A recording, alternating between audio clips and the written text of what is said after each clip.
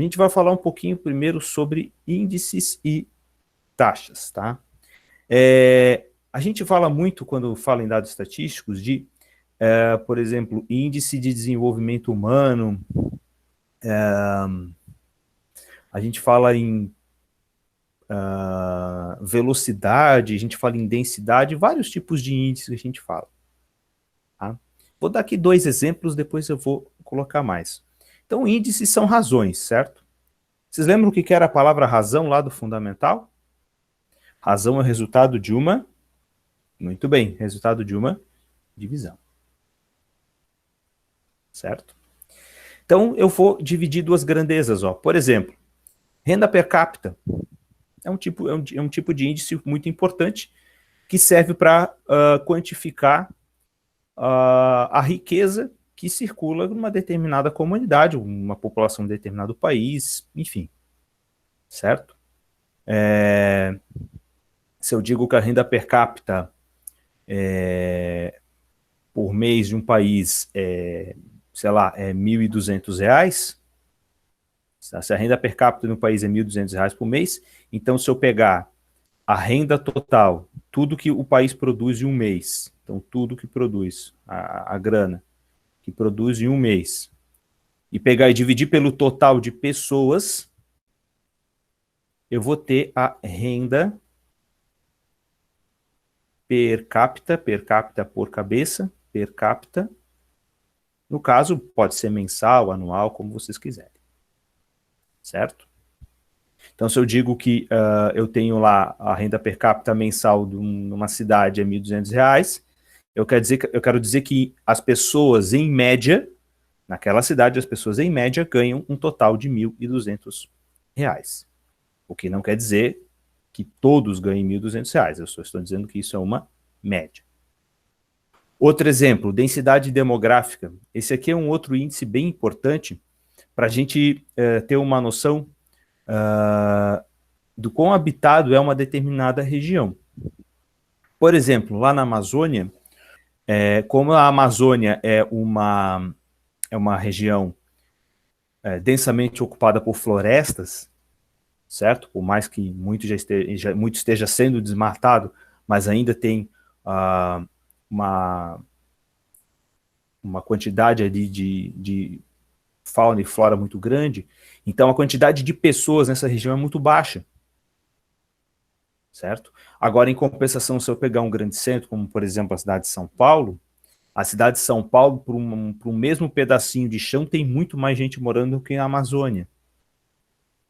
Certo?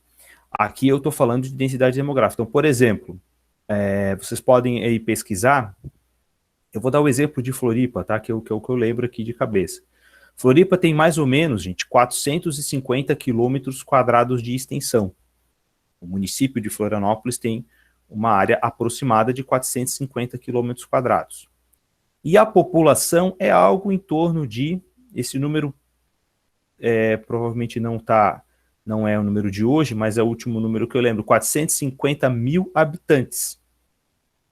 Em algum momento foi assim. Então, quando Florianópolis atingiu uma população de 450 mil habitantes, numa área de 450 quilômetros quadrados, quanto que é 450 mil dividido por 450? Bom, dá 1.000, né? Então, a partir do momento que Florianópolis tem 450 mil habitantes em 450 quilômetros quadrados, aí o quê? 1.000 habitantes por quilômetro quadrado. Isto aqui é um índice. Ó. Vou pegar aqui em outra cor para destacar. Isso aqui é um índice. Esse índice aqui nós chamamos de densidade demográfica. Entenderam? A gente tem outros tipos de índices que são realmente importantes. Ó. Por exemplo, e um outro índice que vocês vão usar muito, chamado de densidade. Já ouviram falar disso? Eu falei em densidade demográfica, estou falando de densidade geral. Certo? Então, gente, a densidade de um corpo é a razão entre a sua massa e o seu volume. Certo?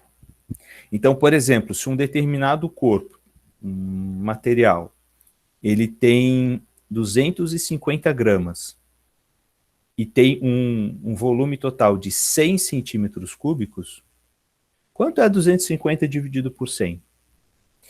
250 dividido por 100 é 2,5. Então, 250 gramas em 100 centímetros cúbicos quer dizer 2,5 gramas por centímetro cúbico. Então, isso aqui é uma densidade.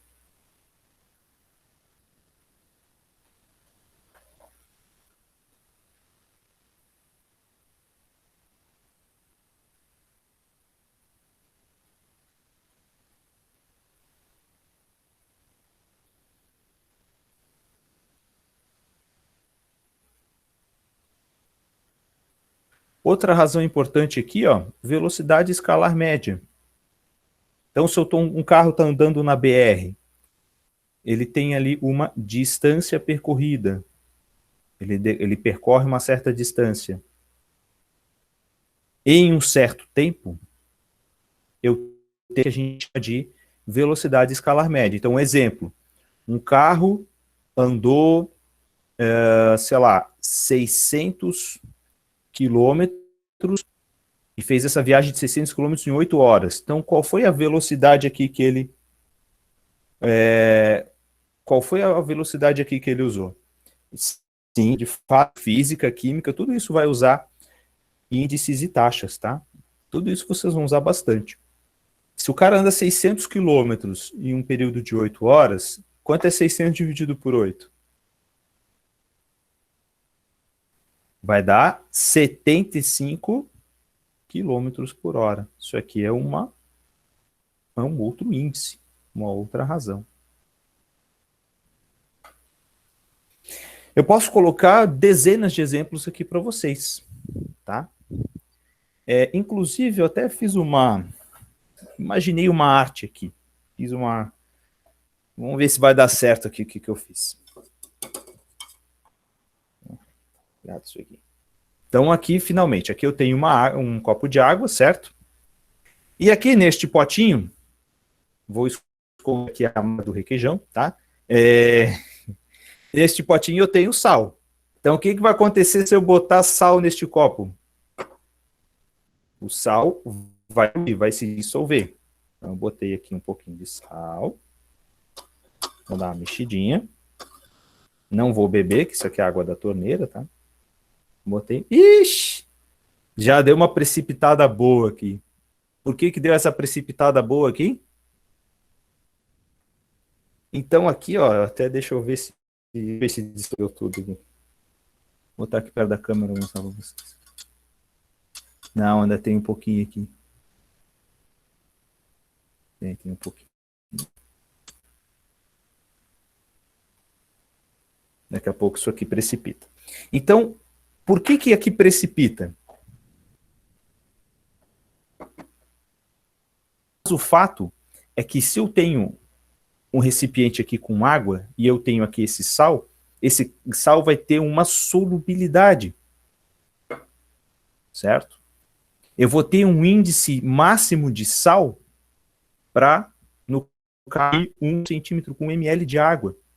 Para 1 ml de água, eu consigo dissolver uma quantidade máxima de sal. Se eu colocar mais sal do que isso, parte no caso aqui, do meu soluto, vai ficar precipitado, não vai aparecer, não vai ser dissolvido. Certo? Então, existe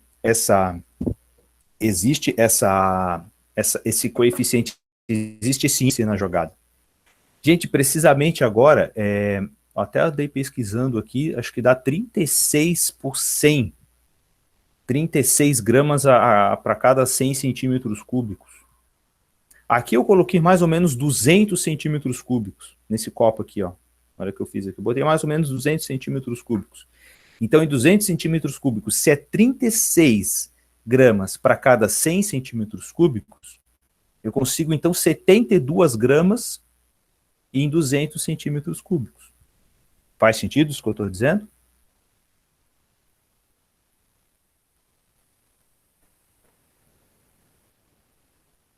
Certo? Então, o fato, A propriedade química aqui não é comigo que vocês vão estudar.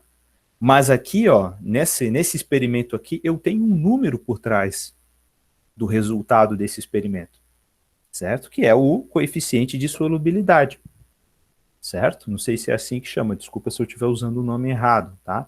Mas existe uma razão entre a quantidade de sal que é possível dissolver e a quantidade de água que tem no copo. Existe uma razão, e se eu colocar mais sal do que essa razão comporta, eu vou ter supersaturação, vou ter precipitação. Então, aqui um exemplo aqui para dar fazer algo diferente aqui na nossa aula. Razões entre duas grandezas diferentes a gente chama de índice, tá? Um outro nome utilizado bastante aqui, ó, é o do coeficiente aqui, que a gente estava falando também. Coeficiente vai ser a razão entre o número de ocorrências de algum determinado fato e o número total de pessoas. Então, por exemplo, o coeficiente de inadimplência dos condôminos de um prédio, por exemplo, deixa eu só pegar aqui o open board em vermelho.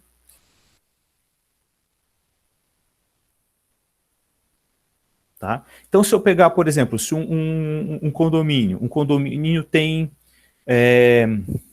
por exemplo, o meu aqui tem 30 e poucos apartamentos, vamos supor que tenha 100 pessoas que moram aqui, tá? Dessas 100 pessoas, vamos supor que 30 estejam atrasadas com o condomínio. Então, eu tenho um coeficiente de inadimplência de... Quanto é 30 dividido por 100? 30 dividido por 100 é 0,3, né? Então, no caso, se eu tenho 100 moradores e 30 são inadimplentes, eu tenho um coeficiente de inadimplência de 0,3, certo? Beleza? 0,3 dá quantos por cento mesmo? Vê se vocês estão ligados. Pergunta cruel, tá, gente? Porque para transformar um número com vírgula em porcentagem, vou dar uma dica para vocês. Para transformar um número com vírgula em porcentagem, 2 casas depois da vírgula. Sempre, tá? 2 casas depois da vírgula. Vou perguntar de novo. Esse 0,3 ali dá quantos por cento? Dá 30%, tá? Então não pode confundir, ó. 0,04 é 4%.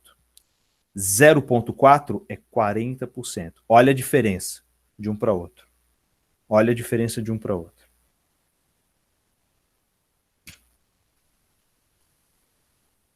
Perceberam a diferença aqui, gente? Então, gente, um coeficiente, tá? E uma outra forma de expressar razões também muito utilizada é essa daqui, ó, as taxas, tá? Então, um coeficiente multiplicado com uma potência de 10 para facilitar a leitura. Então, taxa de inadimplência, coeficiente vezes 100. Tá? Coeficiente vezes 100. Então, aqui, ó, o vezes 100, gente, nada mais é do que o porcento, tá? Nada mais é do que o porcento. Eu vou dar um outro exemplo para ajudar a entender melhor, tá?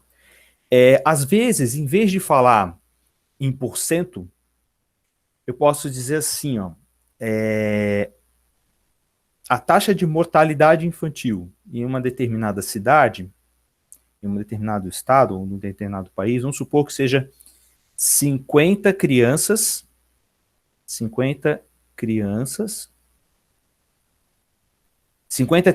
para cada... Aí, ó, quando ele fala para cada, às vezes não é para cada 100. Poxa, se fosse 50 crianças para cada 100, aí seria metade das crianças que morrem. Não acontece isso, né? Então, às vezes, a taxa de mortalidade vai ser 50 crianças para cada, sei lá, 100 mil. Então, aqui, em vez de falar o vezes 100, ele fala vezes o 100 mil. Então, 50 crianças para cada 100 mil. Certo? Se a gente fosse pegar esse coeficiente aqui, poxa, 50 dividido por 100 mil, dá quanto isso aqui? Vai dar um monte de casa depois da vírgula aqui.